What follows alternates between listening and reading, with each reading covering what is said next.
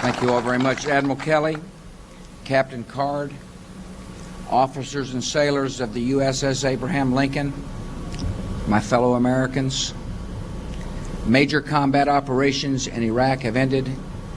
In the Battle of Iraq, the United States and our allies have prevailed.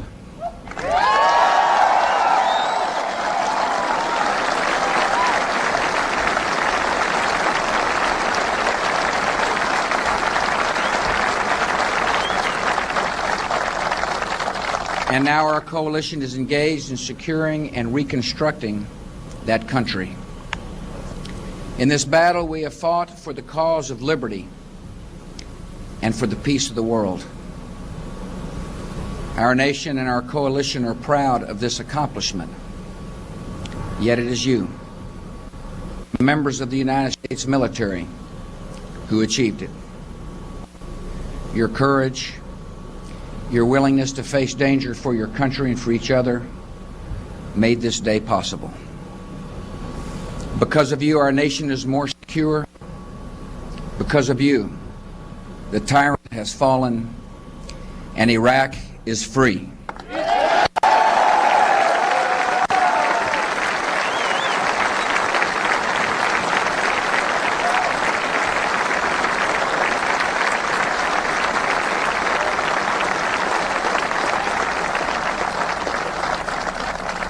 Operation Iraqi Freedom was carried out with a combination of precision and speed and boldness the enemy did not expect and the world had not seen before.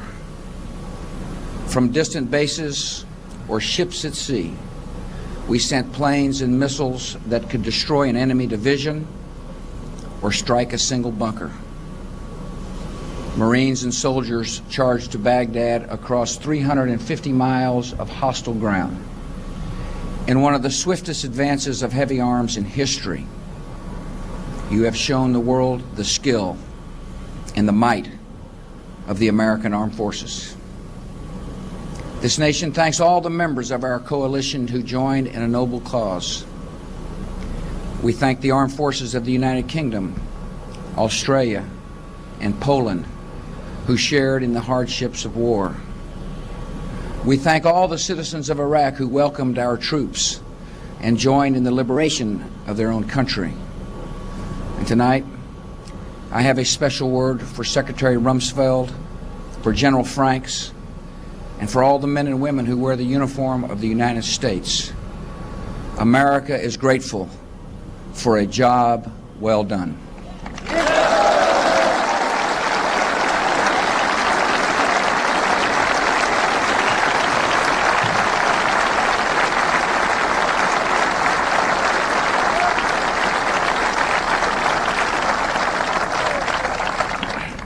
The character of our military through history, the daring of Normandy, the fierce courage of Iwo Jima, the decency and idealism that turned enemies into allies is fully present in this generation.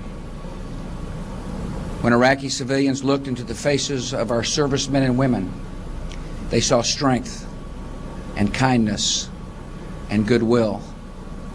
When I look at the members of the United States military, I see the best of our country, and I'm honored to be your Commander-in-Chief.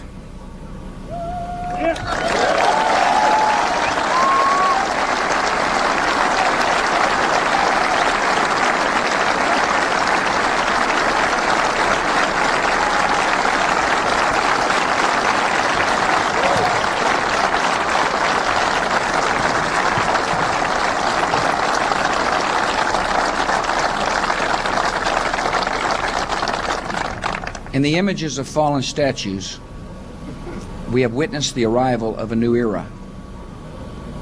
For 100 years of war, culminating in the nuclear age, military technology was designed and deployed to inflict casualties on an ever-growing scale.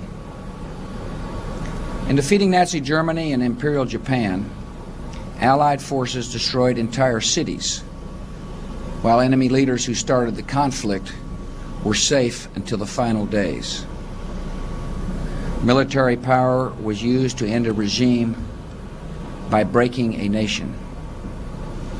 Today, we have the greater power to free a nation by breaking a dangerous and aggressive regime. With new tactics and precision weapons, we can achieve military objectives without directing violence against civilians. No device of man can remove the tragedy from war.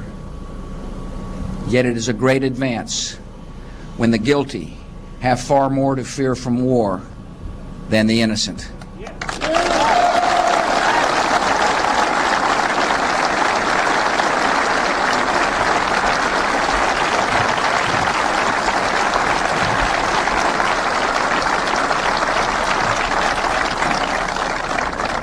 In the images of celebrating Iraqis, we have also seen the ageless appeal of human freedom. Decades of lies and intimidation could not make the Iraqi people love their oppressors or desire their own enslavement. Men and women in every culture need liberty like they need food and water and air. Everywhere that freedom arrives, humanity rejoices. And everywhere that freedom stirs, let tyrants fear.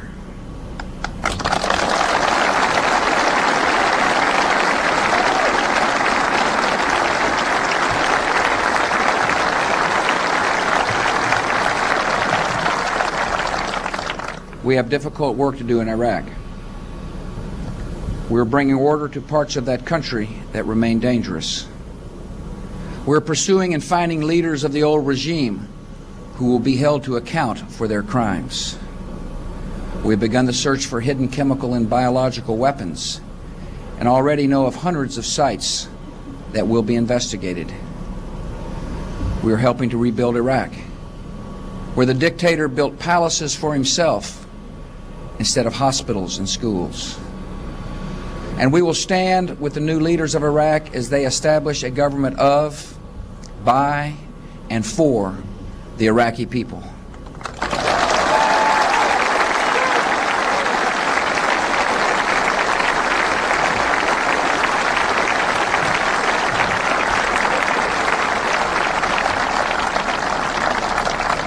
The transition from dictatorship to democracy will take time, but it is worth every effort. Our coalition will stay until our work is done, and then we will leave, and we will leave behind a free Iraq.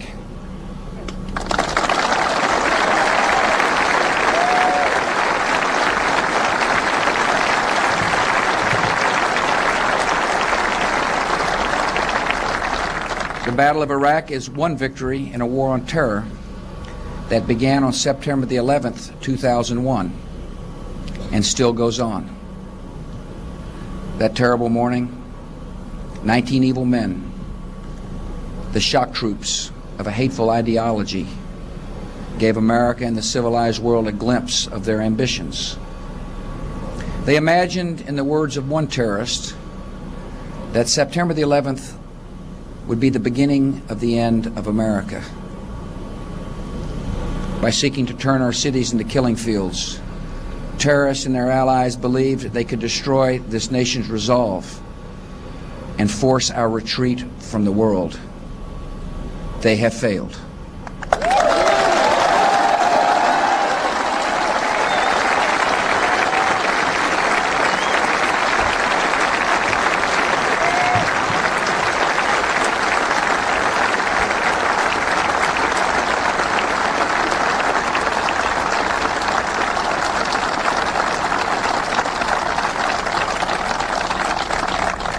In the Battle of Afghanistan, we destroyed the Taliban, many terrorists, and the camps where they trained. We continue to help the Afghan people lay roads, restore hospitals, and educate all of their children. Yet we also have dangerous work to complete. As I speak, a Special Operations Task Force, led by the 82nd Airborne, is on the trail of the terrorists, and those who seek to undermine the free government of Afghanistan. America and our coalition will finish what we have begun.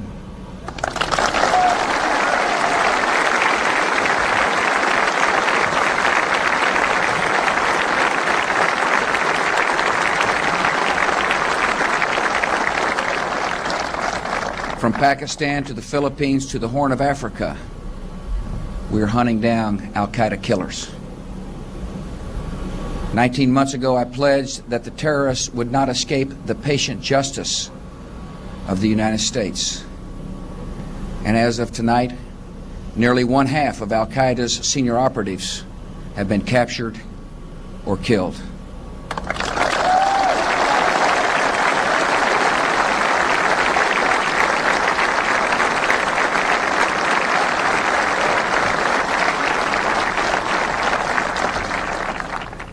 The liberation of Iraq is a crucial advance in the campaign against terror. We've removed an ally of al-Qaeda and cut off a source of terrorist funding. And this much is certain. No terrorist network will gain weapons of mass destruction from the Iraqi regime, because the regime is no more.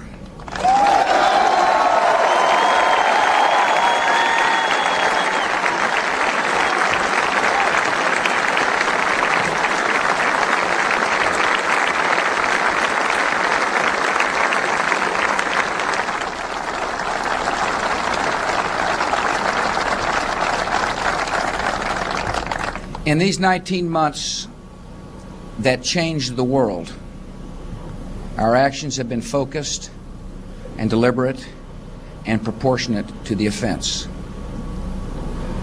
We have not forgotten the victims of September the 11th, the last phone calls, the cold murder of children, the searches in the rubble. With those attacks, the terrorists and their supporters declared war on the United States. And war is what they got.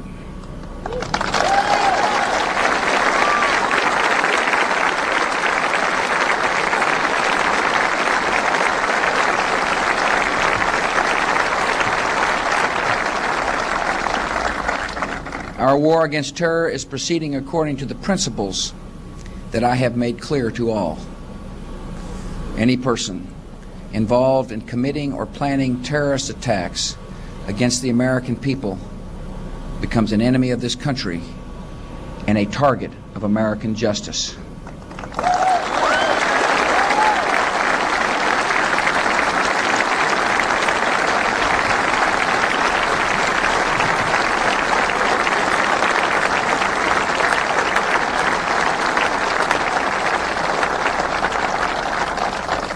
Any person, organization, or government that supports, protects, or harbors terrorists is complicit in the murder of the innocent and equally guilty of terrorist crimes.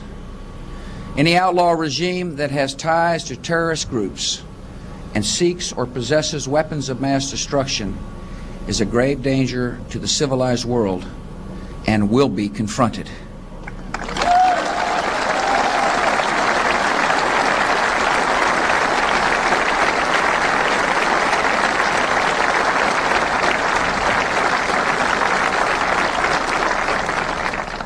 And anyone in the world, including the Arab world, who works and sacrifices for freedom, has a loyal friend in the United States of America.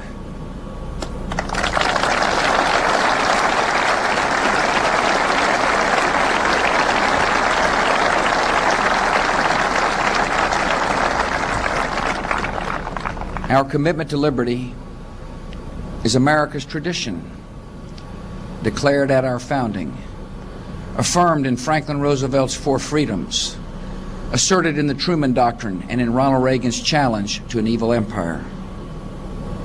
We are committed to freedom in Afghanistan, in Iraq, and in a peaceful Palestine. The advance of freedom is the surest strategy to undermine the appeal of terror in the world. Where freedom takes hold, hatred gives way to hope. When freedom takes hold, men and women turn to the peaceful pursuit of a better life. American values and American interests lead in the same direction. We stand for human liberty.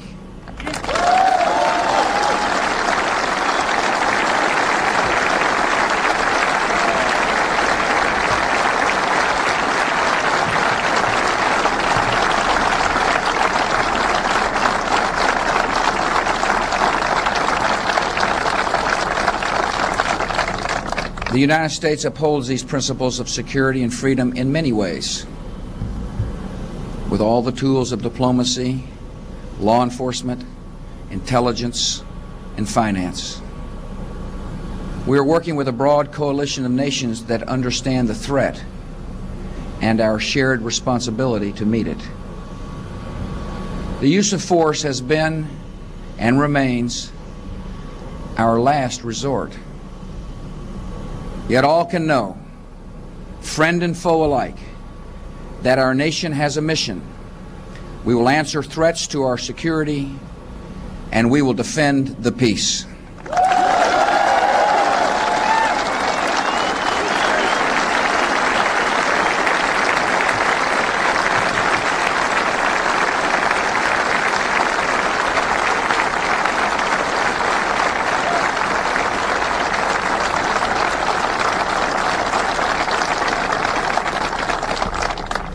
Our mission continues. Al-Qaeda is wounded, not destroyed. The scattered cells of the terrorist network still operate in many nations, and we know from daily intelligence that they continue to plot against free people. The proliferation of deadly weapons remains a serious danger. The enemies of freedom are not idle, and neither are we. Our government has taken unprecedented measures to defend the homeland, and we will continue to hunt down the enemy before he can strike.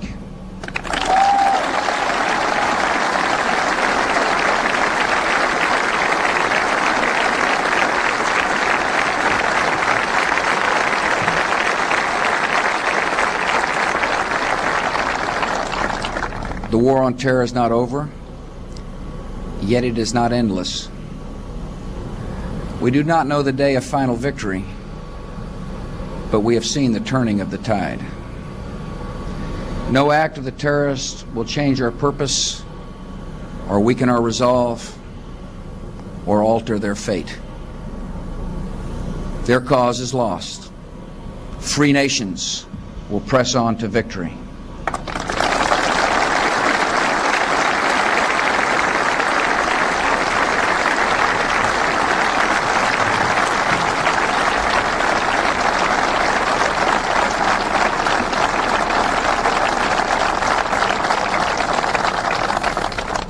Other nations in history have fought in foreign lands and remain to occupy and exploit.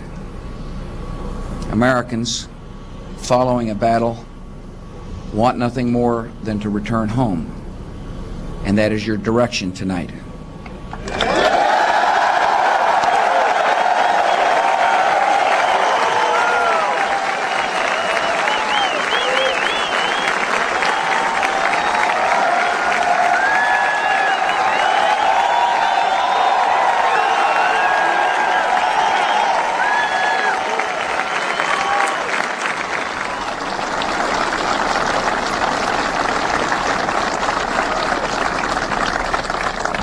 After service in the Afghan and Iraqi theaters of war, after 100,000 miles on the longest carrier deployment in recent history, you are homeward bound.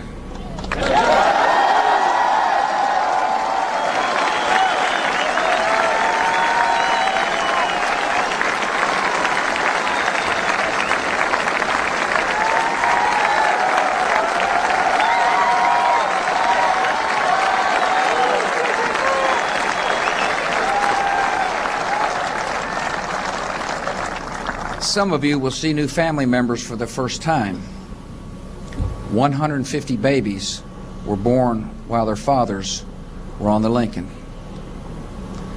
Your families are proud of you, and your nation will welcome you.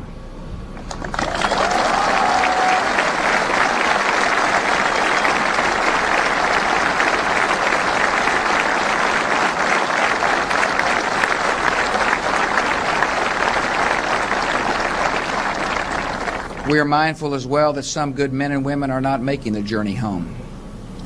One of those who fell, Corporal Jason Melillo, spoke to his parents 5 days before his death.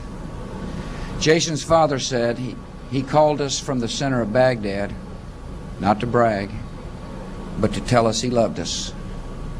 Our son was a soldier. Every name, every life is a loss to our military, to our nation, and to the loved ones who grieve. There's no homecoming for these families. Yet we pray in God's time their reunion will come.